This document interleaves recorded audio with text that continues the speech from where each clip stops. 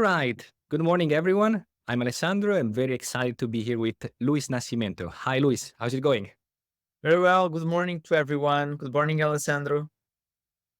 Fantastic. A brief introduction. So, there is a topic that is so important for every digital nomad entrepreneur out there, which is how does it work?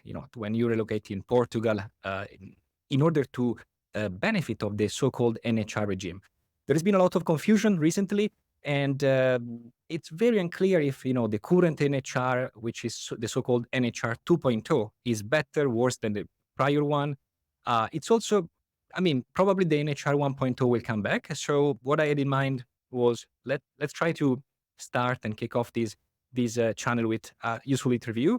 And I've been working very successfully with a firm in Portugal named Ilia, and it is composed by former Big Four partners and members like Luis. Luis, you were working in Deloitte, and your specialization is focused on personal income. So you are the right person to ask a few questions about the NHR, and that's why we are here. And also, I've been very enjoying to work with you and your team. So I had in mind, okay, maybe it's time to bring a bit of clarity. And the very reason why we are here is that I got a bit frustrated when even myself, and I have a legal background, when I go online and I search about NHR, honestly, it's so confusing because you find these incredibly detailed explanations, but in the end, they don't answer to the real question. So it's you can't find a real blueprint that gives you an actual executable plan for relocating here and benefit of the current system. So I would like to start with a very basic question, which is first of all, what is this NHR 2.0? Okay. So, Alessandro, thank you for your introduction. And actually, the things that you mentioned about myths and facts are what we need to speak about and to clarify what is the NHR number two, the differences for NHR number one. So, NHR number two, it's a special program that was created not to replace, but to be, I would say, an ongoing after NHR number one. Special tax regime avails from special tax rates on employment income that are obtained in Portugal or self employment income, so contractor. And very interesting also, full tax exemption method on income that is obtained outside of Portugal. So I would say that not a new regime in the sense that is a new, completely new. I would say that is an ongoing after the end of the NHR. And we also need to understand and to put in our mindsets that in a certain moment, NHR number one and NHR number two are overlapping, at least during this first year, 2024. It is possible that someone that is arriving to Portugal in 2024, if complies certain criteria, he can enter into NHR number one. But if he doesn't want, because he wants the NHR number two, he feels that he's better. He has proper advice in the sense that he looks and he chooses the NHR number two. It's more suitable for his profile. It can enter into NHR number two. Super clear. So the first takeaway, if I'm saying that correctly, is if you are locating in Portugal, you may be still entitled to NHR number one. Still, you may choose for number two. This is something you may not want to expand with your own tax advisor. But in this conversation, I think, Luis, we can go ahead and maybe double click on NHR 2.0. And I think the interesting thing for everybody listening to us is let's build together a case. Okay, let's say that we are building a business case for an hypothetical startupper, a young entrepreneur that we don't know if he will be successful, right? We were saying this before preparing this interview. His name is Richard Branson. We really hope this guy will be successful in his life. And let's say that Richard wants to relocate in Portugal and maybe he wants to take benefit and advantage of the NHR 2.0. How would you advise Richard Branson to, do so? Yeah, it's very important for Richard in that specific case to be aware of the conditions to enter into the NHR number two. Okay, so Richard needs to incorporate in this mindset that he needs to comply with subjective criteria and objective criteria. So subjective ones are criteria that are entitled for the person. So he needs to have not been resident in Portugal during the 5 years prior to the relocation to Portugal. So if he arrives in Portugal in 2024, I would say 2023 and 2018, it's the period where he needs to be outside of Portugal, and he arrives in 2024 and he can enter into the regime. And that is subjective because it's only Richard that needs to comply with that criteria. And then the NHR number two adds objective criteria.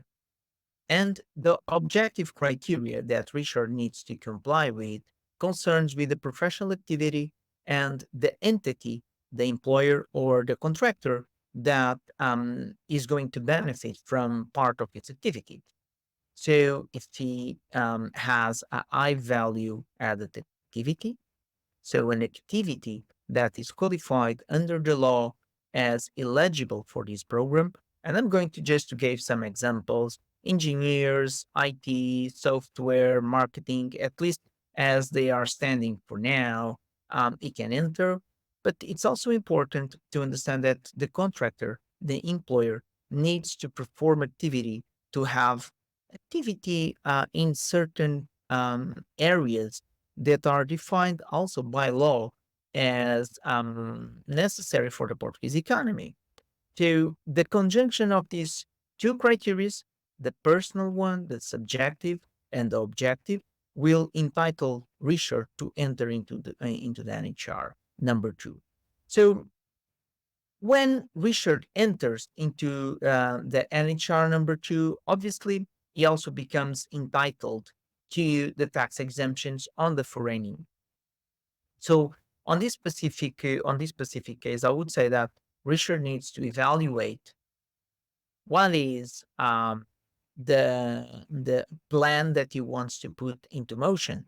Because if he already has, for example, a startup that he created, let's say in the UK, or in the Netherlands, or in France, or in Italy, or in Hungary, for example, and anyway he wants to come to Portugal, if he starts working under this profession in Portugal, for be aware, for an entity located in Portugal, at least as it stands for now. And you may note that I already told twice as it stands for now, and I will explain that in a few seconds. The reason why I'm being so insistent in this, but in this particular case, Richard could avail from the tax exemption on the income that he would obtain abroad, outside of Portugal, on his startup outside of Portugal, and he would be entitled for the 20% flat rate on his employment income, that for the duties that he carry out in Portugal, or for the self-employment income for the services that he rents to a Portuguese company, to a Portuguese startup, for example, could found a Portuguese startup, um, and obviously those are the objective criteria. So Can I takeaways, yeah, please, Alexandro. So sorry, I maybe you were going there, but just as a recap, because sometimes for you it's super clear when you mention self-employment, but I think it's useful to probably explode it in a way which is maybe understandable. So let's say I come in Portugal and I want to provide my freelance services because I am maybe digital nomad doing somehow services to other startups around the world in digital marketing. So in that case, it's still 20% because it counts as self-employment provided from Portugal. Second case, what you were mentioning is the eventual work I do as an employee of a Portuguese startup in this case. So in this case also it's 20%. Is my understanding correct or? Yeah, the way as the law is defined, it implies that the the entity for which my services are rendered need to be a Portuguese company. Okay, because the contractor, the contractor needs to fulfill certain conditions and certain objective criteria, namely the economic activity area where the company is performing, and that's the reason why it needs to be beneficial for the Portuguese economy. So that's a given away. All right. So in both cases, both employee and self-employment, we are still discussing only the case for a Portuguese company. So this is not, we are not Correct. talking about, fantastic. Okay. So this is a super important clarification. So 20% either self-employed. So you send an invoice to the, as a contractor to the local startup, or you are probably employed and therefore the startup pays social security and so far and so on. Gotcha. In this case, it's You're right. 20%. Case one. Amazing. Thank you. Exactly, Alexander. And actually, I realized maybe I came in for zooming in on this point, but let's move ahead on the next topic, which is it's super clear. And in this case, so the hypothetical Richard Branson might create an SPV or a dedicated startup in Portugal, and he may want to be employee or contractor of the startup. We are talking of 20%. But what about all those cases where our hypothetical Richard moves in Portugal, let's say Lisbon, and his startup still remains in France, Germany, Italy, Greece? In that specific case, we need to incorporate that Richard Branson, the digital nomad that comes to Portugal, as long as he receives income outside of Portugal. So doesn't matter. Employment income, self-employment income, rents, capital gains, dividends, whatever, as long as they are obtained outside of Portugal, they are eligible for the tax exemption. So that's a big difference from the NHR number 1 and the NHR number 2.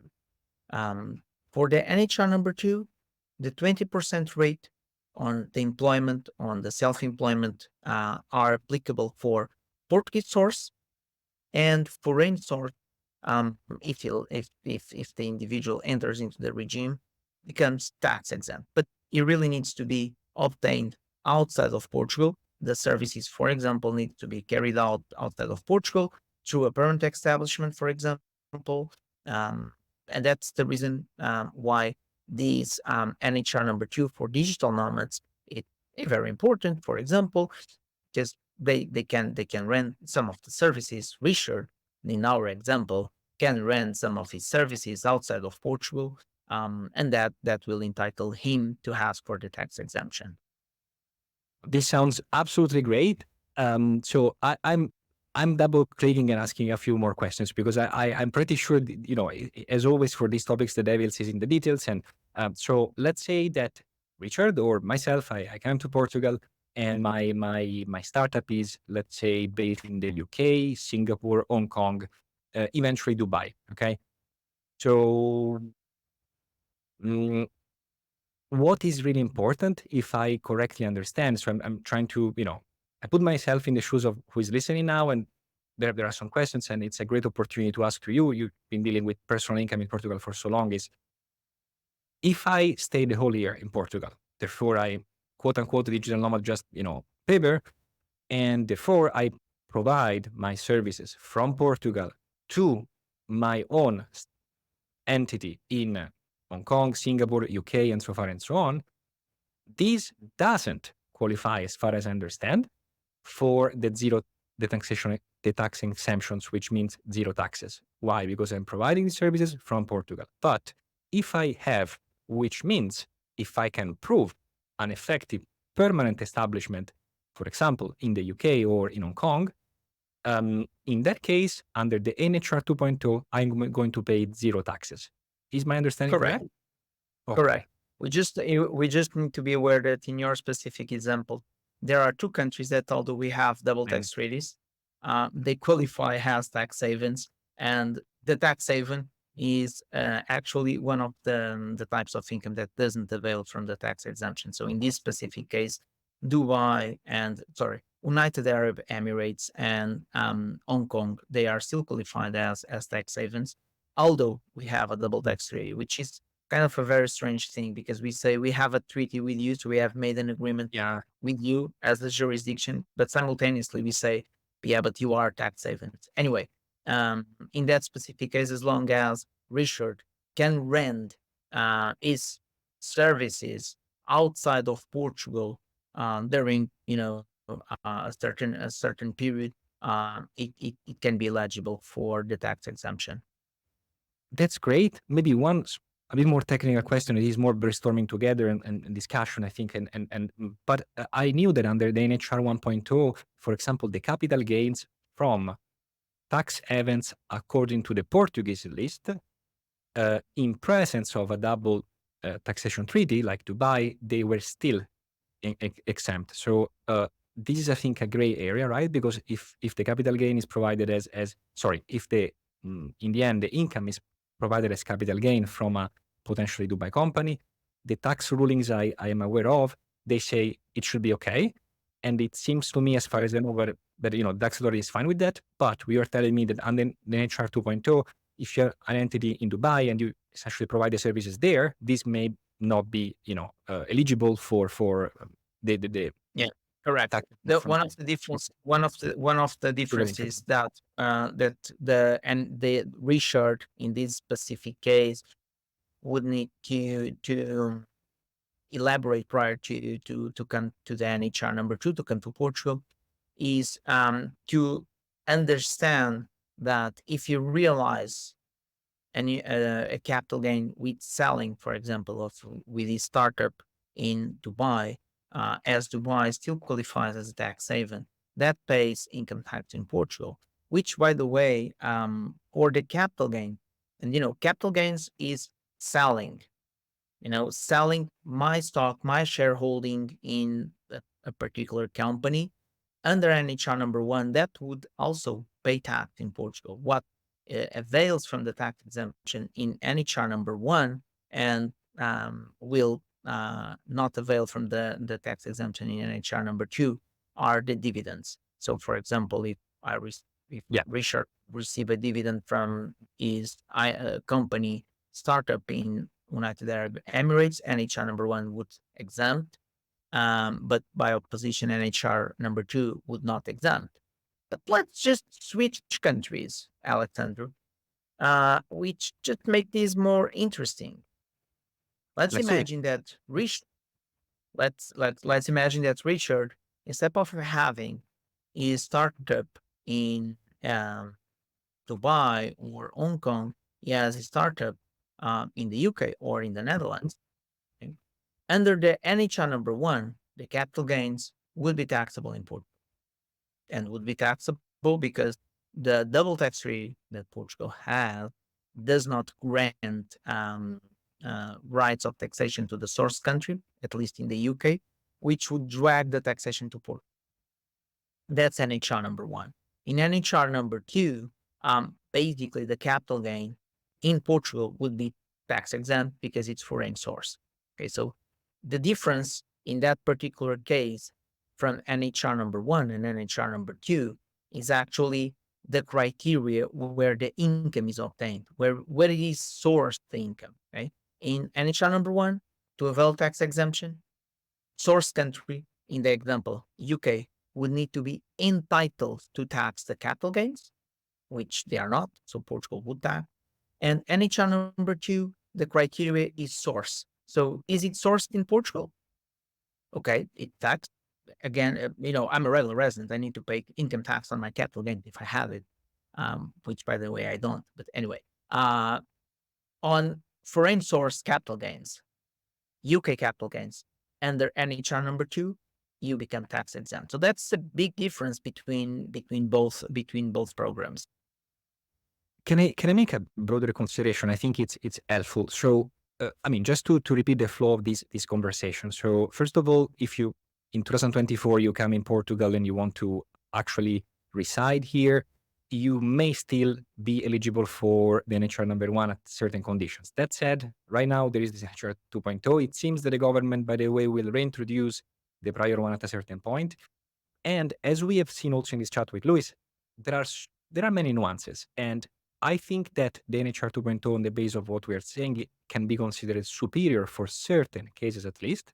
What I think it will always remain something very, I think where there has to be some cautiousness is if your structure, if your prior existing structure or whatever you want to do involves countries that are considered, at least in Europe and at least for Portugal, tax haven, you need to be essentially extra sure of what you're doing. If instead your startup, your entity, or your entities, your holding company or whatever else is, for example, in Netherlands or any country of Europe, I would say, Luis, that the NHR 2.0 works extremely smoothly. These, I think, the one key takeaway I'm trying to extrapolate from this conversation, and I do think this is more something I learned on myself is so I lived 4 years in Dubai in the UAE, and you know at least for now, the personal income in Dubai is completely exempt. So when I moved here, I discovered, and then working with your firm, that the NHR requires still a bit of planning and a bit of, proper structuring. So I think the best advice is uh, do not think so that you come into Portugal, you file for the NHR, and then magically somehow your position is going to be clear and you're good to go. There is still a bit of work, I think, to do in order to be, properly well positioned, but the opportunity is there. And in my view, this is quite valuable because Portugal is a European country at all the effects. And it carries so many benefits. Also, living in Lisbon and Porto, or in Portugal in general, it's amazing. And that's why I'm here essentially doing this interview, because I love this place. And I think when I read online all these confusion, I feel them. And I honestly, Luis, I completely understand people eventually getting frustrated with or getting confused, because I for myself, coming from actually a pretty legal background, it's difficult. I put myself in the shoes from someone 100% engineer who didn't have any prior experience with all these matters. And I think, I hope these conversations help. So just to essentially come back on one point, and feel free to expand as you prefer.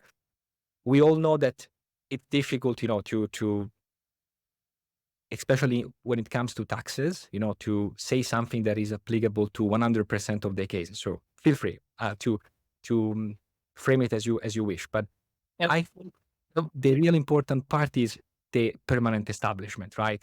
So if I have a UK startup, essentially, can you share with us a few examples, okay, of how an entrepreneur, a digital nomad, a remote worker in tech, for example, can be extra sure that his position is going to be zero tax, essentially, in Portugal?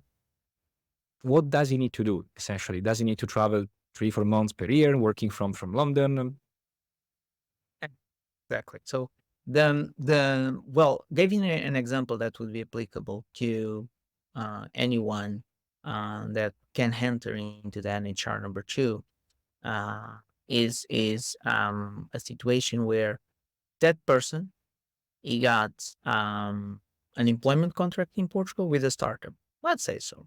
Okay, it's IT engineer. Okay, income that he obtains from that employment in Portugal, 20%. That's easy. So until now, you should be thinking, okay, how is that different from NHR number one? That's the same thing as NHR number one, which it is actually. So the difference that when we want to go further is to think on these particular structures and these particular positions that uh, people may already have prior to come to Portugal. So, for example, having a company in the UK, because I already have my startup there, and I go there, every month, every couple of weeks, to manage the company, to work from there. And in that particular case, we need to consider and to understand that whatever income that would be received by those duties carried out outside of Portugal, okay, would be considered foreign source outside of Portugal. They would not be obtained in Portugal. I would not be working in Portugal. I would be working for a foreign entity, for a foreign company. When I say working, by the way, it can be contractor. I'm being a contractor, rendering some of my services outside of Portugal in my startup, and that is the criteria to apply for the tax exemption. And that is a transversal topic that will apply to all digital nomads, all people that want to enter into the NHR number two. Again, remember when I said a while ago that for now, and why I'm stressing for now. Last week, the Portuguese government announced that an administrative order, let's say a law, administrative order is like a very technical thing. A law will be released um, defining the professions that will be eligible that for the NHR number two. Until now, they are more or less defined in law, but they need to go into the details.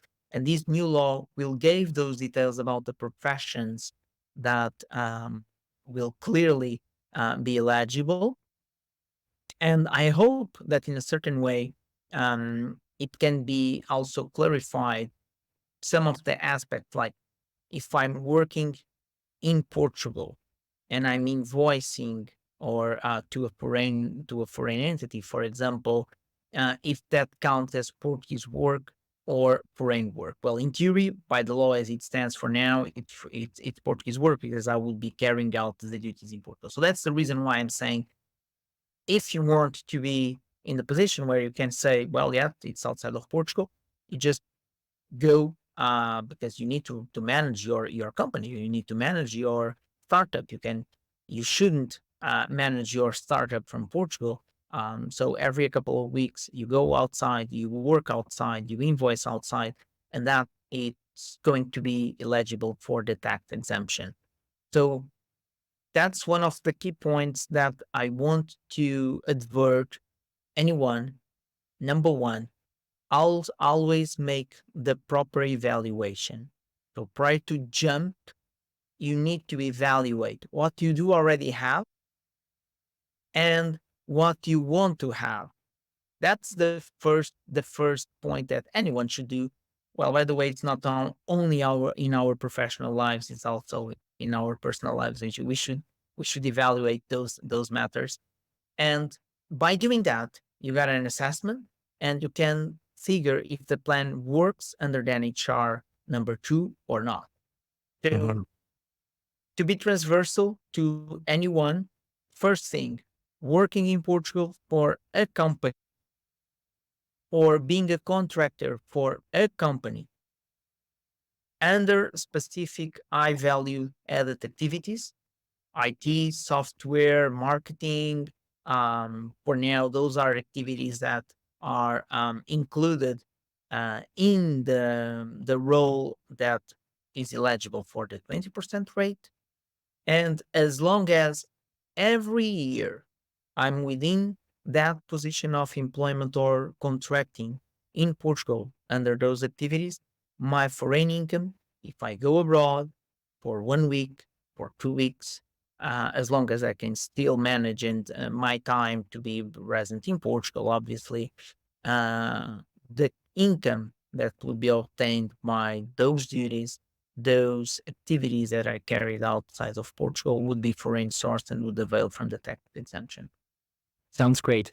Luis, can I take this chance to, maybe zoom out a bit because I think sometimes, so for me the first time I this kind of interview, so I'm learning on the go, and thank you so much for your time. I believe, so I would like to express a few considerations, okay? Because for example, I've been living really in different countries in the last 10 years, and as I was mentioning to you, in the last 4 in Dubai. So sometimes when it comes to Europe, to be very frank, there is this kind of feeling of, oh my gosh, nothing is always straightforward. There is always very, bold.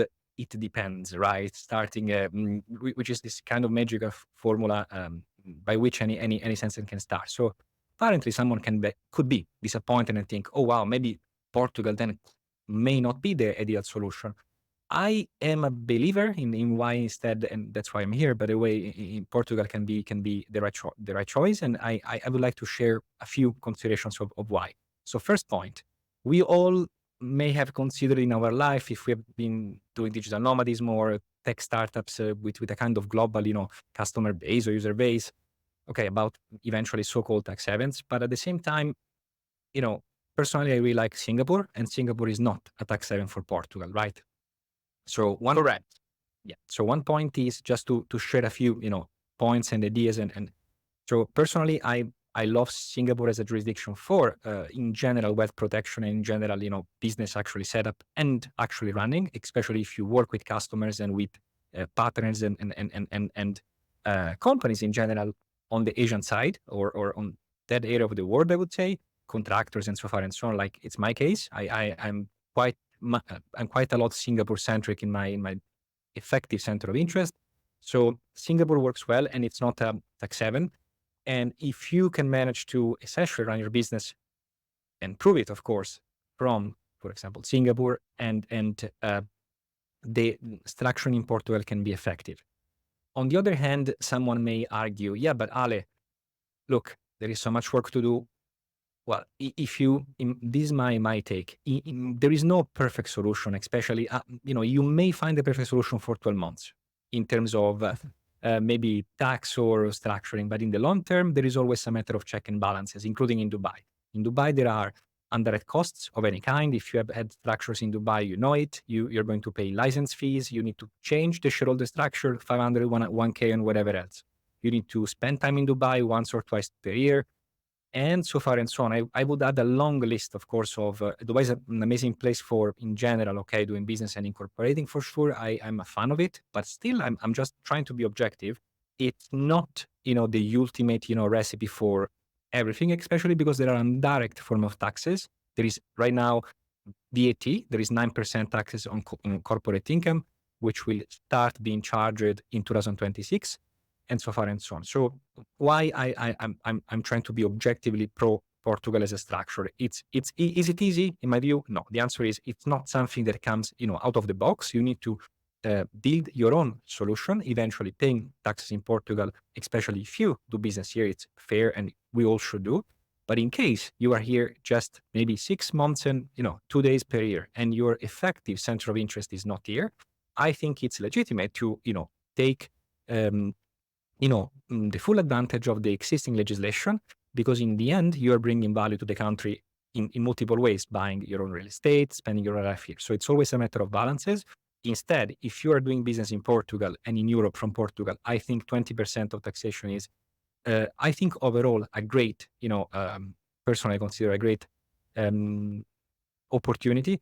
And it's fair considering of the whole interest take, including the interest of the country itself. In this case, Portugal, that is an amazing place that is hosting and is very open.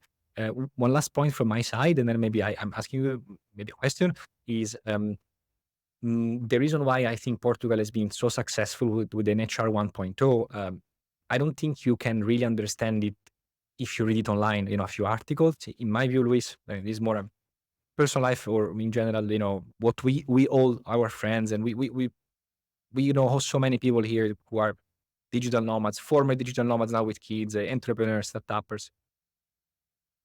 It's incredible to see, especially Lisbon, how it's international. So if you go to Berlin even, but especially if you go to Rome, right, you will, even if you find someone talking to you in English properly, they will consider you a stranger, right? So in Lisbon, it's the other way around. So if you are here, somehow it's nobody's going to judge you if you are not talking Portuguese, or especially a perfect Portuguese. It's essentially the same as it happens in Paris, right, with French, I guess. So no, just kidding. So this is the reason why, in my view, the combination of factors made Portugal extremely successful. And when I always read like, oh, the NHR disappeared, it's not true.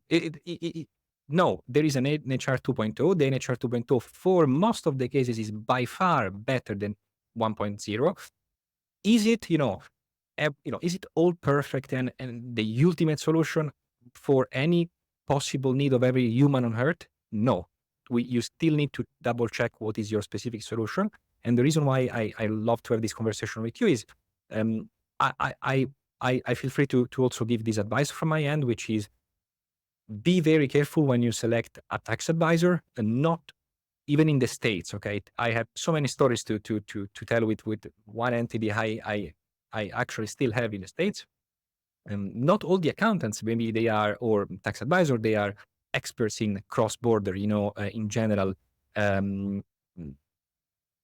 personal income positions or corporate income positions. So you need to find the right actual advisors who are also prone to work digitally.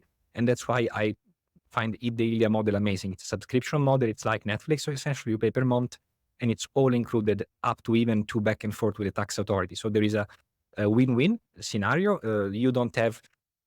You are all senior working together. This is a spin-off from the Big Four, essentially, and you cut all the costs. You don't have an office. It's all remote. So you are a startup by yourself, and I that's why probably we work so well. But again, I'm not paid. I'm not going to be paid for sponsoring anything. Just my take. So sorry for taking these 5 minutes of my own take on and the brief. What do you think about these topics? Do they resonate with you? Do you see things differently? Yeah. No, it's actually you describe it in a very good way.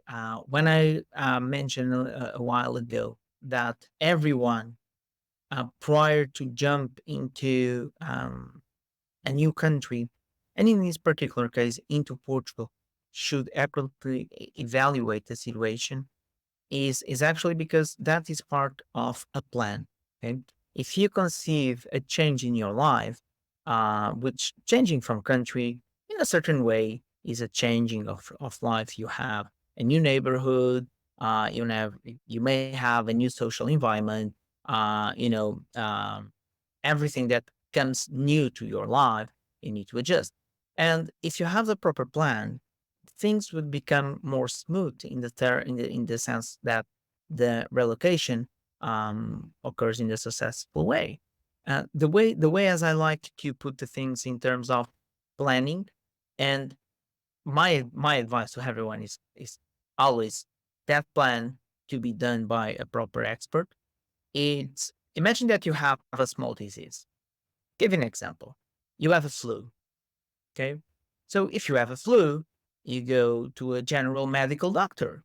So you got a prescription, an antibiotic, I don't know, and that's it. Well, whenever you start having details and more specific health issues, you don't go to a general medical doctor, you go to a specialist. So if you have a problem in one of your teeth, you don't go to a medical doctor from your eyes, you go to a dentist, right? So what I want to transmit is always look to a professional. Okay. Do the proper evaluation prior to come. Adjust what may be adjustable prior to come. And if you want to come anyway, do the proper setup in your mind.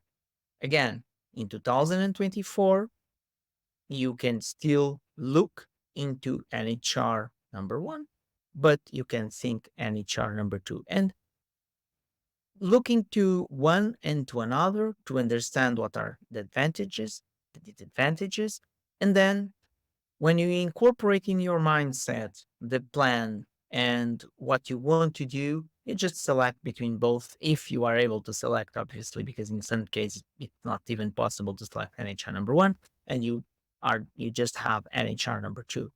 By saying that, when you enter into the NHR, effectively the tax it's quite positive in the sense that we want, as a collectivity, as a country, we want to attract people that work for professions. When I was younger, my mother would say, "Well, those are the professions of the future." Actually, the future is now. The future is today. So whenever you think about doing your activity, and as Alexander mentioned, a 20% rate on the employment and on the self-employment, fair, I would say, rate. It's not too aggressive. So if I want to make a comparison, when we think in the old NHR, tax exemption for pensioners, and then the 10% rate, even though many countries were saying, well, look, taxing 10% pension is just too low. It's not fair. Whatever fair means to, fair, something may be fair to me, may not be fair to Alexandru. That is always depending on your personal subjective evaluation. But when we look into a 20% rate, I believe that this is actually a middle term. It's not too low, it's not too high. And if you are in the position where we want to start a life in a different country, 20% rate is actually very attractive. So if you combine that with the possibility of having tax exemption on foreign income, I think that works in a pretty good way for this particular NHR number two. So, Absolutely. And yeah. if I can add something, on this train of thoughts, also for giving up, probably, in my view, the right framing to the NHR issue, because sometimes we read online about the NHR, and it's like when you maybe want to buy, I don't know, a new device or a new phone, a new camera or a new car, and you start comparing the tech specs and say, oh, wow, maybe, there is one phone maybe has, at least a few years ago, more, the camera is better, and then this specific spec is superior. But in the end, you are buying the whole, solution, the whole car. It's like to maybe compare the horsepowers of Tesla versus the horsepower of a 911 Porsche. Still, eventually, the two cars are completely different, even if the horsepowers maybe on that specific spec and maybe on the straight line, the Tesla can be more powerful. The experience and the enjoyment of a 911 is incredibly higher than even a Model S Plaid. Sorry, Elon. But what I'm trying to say is the NHR is one specific spec with one specific balances for people and their families that move here. But I think it's important to emphasize, especially when we discuss about these topics, about guys, Luis, I'm just sharing with you things that maybe I experienced and maybe you heard from other clients or potential clients of yours. We are maybe sometimes obsessed of, oh yeah, but if there is 20% of personal income on maybe on one company specifically I have in Portugal, if I'm maybe an entrepreneur, I maybe have two of them and blah blah. We over obsess for this detail when we don't consider that, okay, but the alternative is that if I'm in Singapore, especially in Dubai, the international school for my kid will cost me 10K, 15K, 20K, 25K. The medical insurance in Dubai depends. Even the minimal one is at least 2K, and it doesn't cover you anything. So if you have to have any medical, even a sport injury, okay, treatment, it will cost you real money. I mean, a physiotherapy session will be very expensive, and so far and so on. So in Portugal, you at the NHR should be, in my view, positioned in a broader box of considerations and a larger, series of considerations, which are personally I'm paying 50 euro per month of medical insurance. I have to say I had some sport-related injuries, and I got the full service of analysis, checks, treatments. I paid 7, 12 euro per visit to 35 euro per visit, in the most expensive case, thanks to my insurance. And this is, of course, something that, maybe it's connected to Europe as a whole, but it's not just like this. It's also the schooling system, the education system.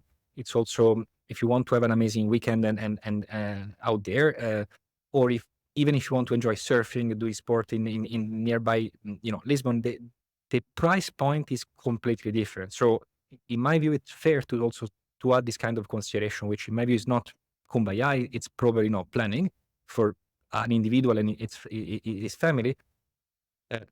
20% on part of an eventual income in a overall planning should be balanced with the difference in pricing compared to any other, potential situation. So this is also, in my view, one key takeaway that balances, in my view, the eventual ongoing complexity. And what I see also, Luis, in terms of NHR is it's like going to, doing a sport or going to the gym. You don't train once in a month and then you forget about it. It's a continuous activity. And that's why, in my view, if you decide to live in Europe, you need to have an ongoing relationship with tax advisors like you, right? That's why your model, I think, you always need to readjust, depending on what happens to you, your family. So this is, I think, the package. This is what it comes with a proper NHR system. 1.2, 2.0, it doesn't change. It's a matter of having a work stream, an ongoing work stream in your, priorities and settings. The rest could be, you need to keep an eye on it. Yeah, and picking on that point that you were mentioning, checks and balance very important. It's not everything in life is about that. Obviously, that's a very important part of any plan. Whenever you combine all other aspects that Alexander was mentioning about living in Portugal, the quality of life, They are super important on your family structure, on your social structure, on your personal life. So you need to combine all those arrangements and combining that with your plan. If we think that the NHR, number one or number two, doesn't matter, stands for 10 years, come on, we need to recognize one thing. 20 years ago, 10 years was long term, right? I think that it's fair to say that. Nowadays, I would say 5 years is long term, and maybe 10 years is very long term. Okay, so the idea that in a particular case, in a particular situation, you want to move, you want to try to adjust, to fit, and to enjoy from all the environment around, having connections on digital nomadism, on all the software community and IT community, engineering community, marketing community, international and Portuguese that are living in Portugal. That's a great idea, and there is nothing to bind you if you someday you want to go away. And if you want to come back within those 10 years, you can still enjoy from the program until the end of those 10 years. And again, I bet with you that if I ask you where you are going to be 5 years from now, Impossible. Nobody. nobody knows. So when you actually put in the back of your mind, the program stands for 10 years. Mhm. Even if 5 years from now, my kids, imagine that your kids have 15. Okay? So you are, 5 years from now, they will have 20.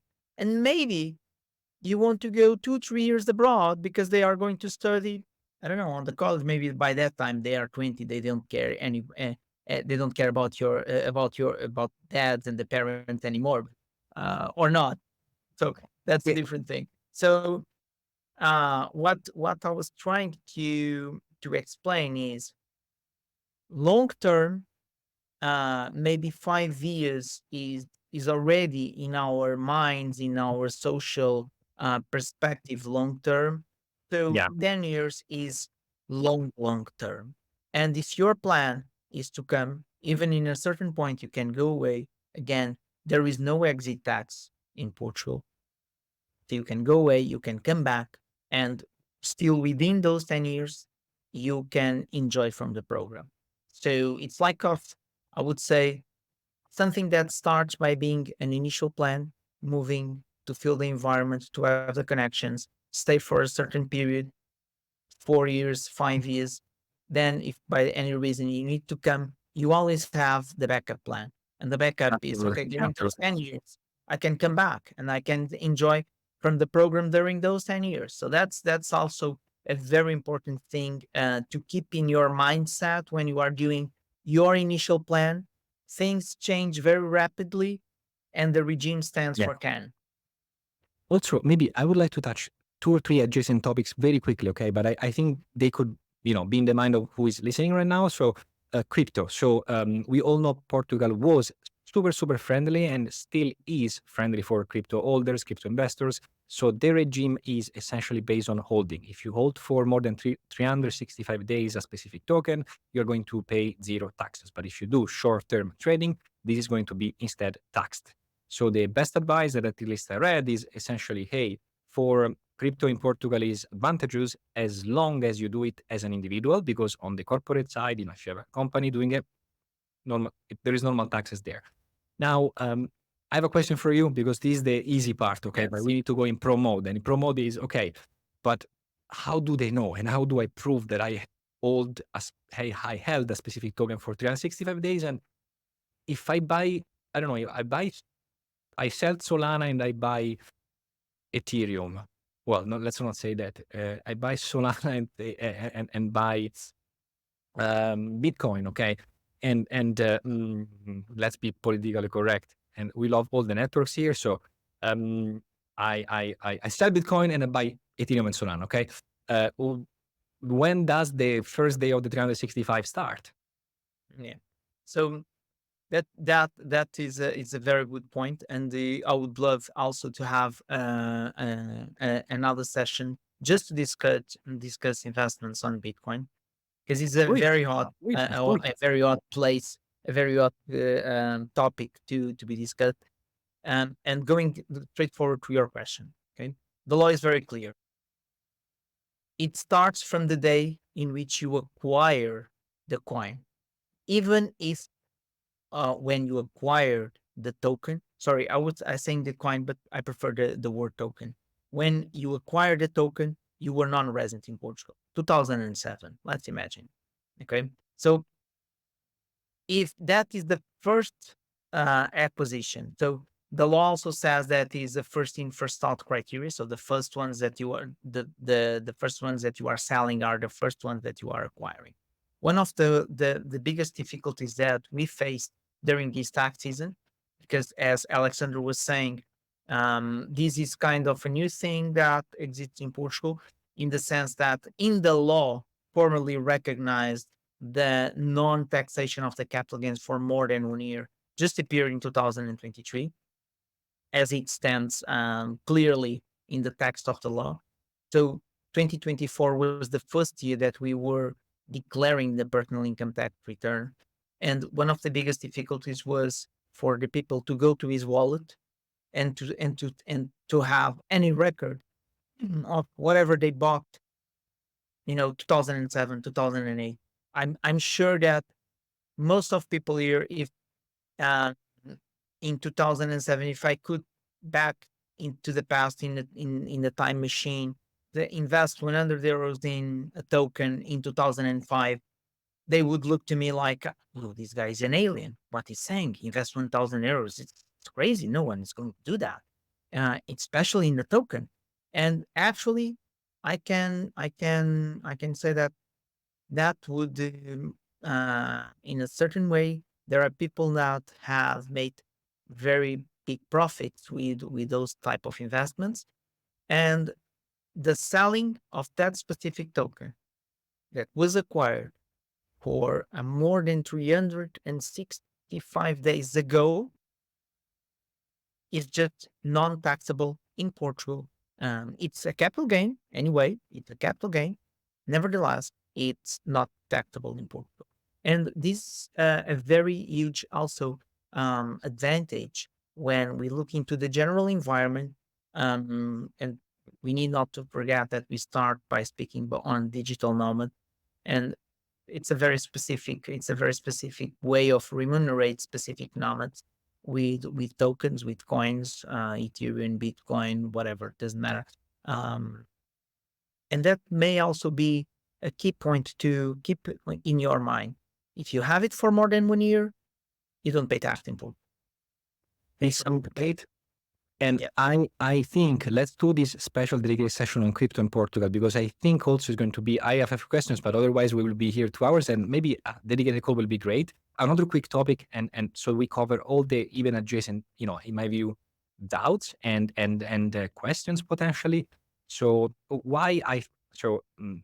be honest, I ended up in Portugal first and foremost for personal reasons, okay, with my fiance, and then I started, so the first 3 months, Luis, to be very honest, I was living more in Asia, so I came here back in Europe. I'm Italian, but I forgot about Europe, to be honest. So when I came here, I'm 2 meters, okay. So here, we lived in a historic center, so I was a bit like in the first 3 months were tough, but then I ended up loving this place. So the initial was a bit brutal because I was not prepared. We somehow didn't have a system in place.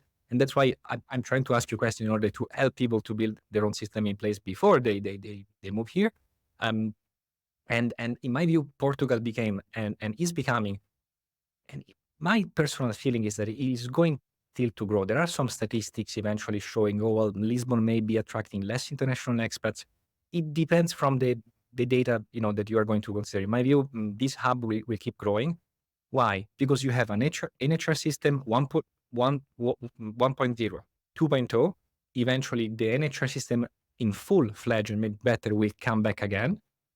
You have as an underlying culture, a very international culture and a super safe environment. And on top of it, for non-Europeans, there is the whole topic of the golden visas, which is something, in my view, unique, especially in Europe.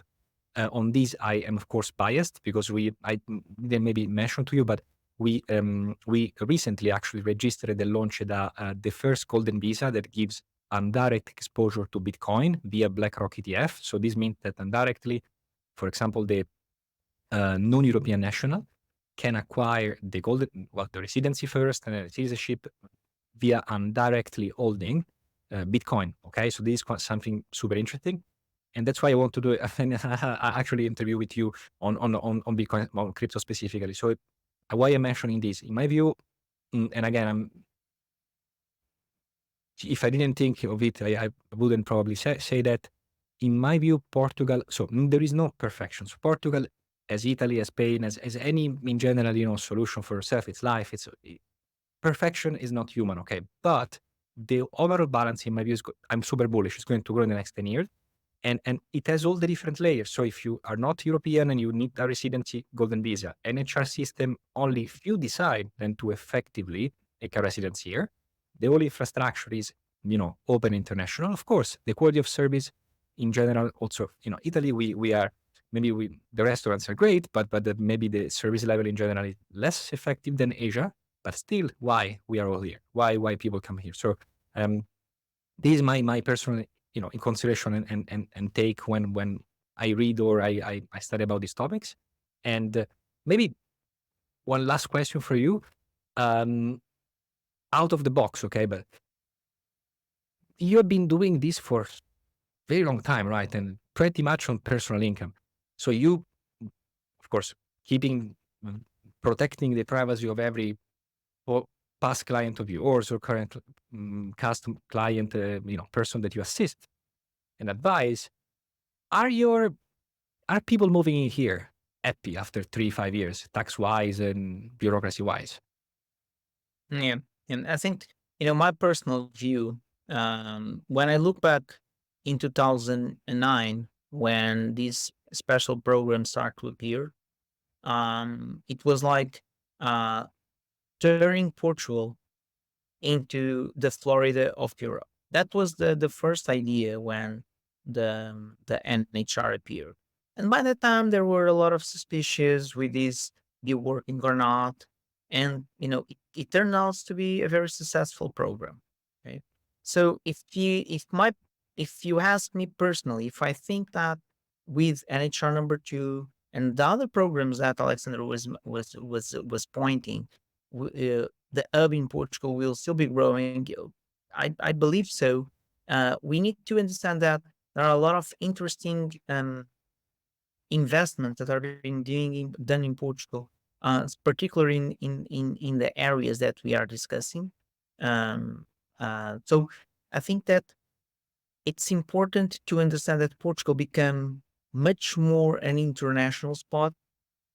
If I actually look into a timeline, 40 years we can say passed since Portugal entered into the European Union. Okay, and that makes the Portugal as a full right member of the European Union with all the advantage that they bring.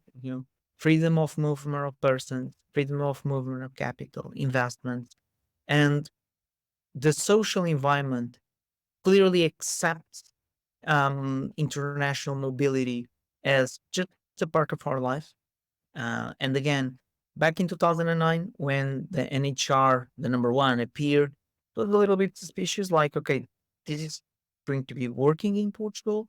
Are we open enough to look as a society that Portugal wants to be an international hub for not only for Portuguese nationals that want to come back, but international and foreign citizens to choose Portugal to set the life. And actually, I think that it is very successful in that way.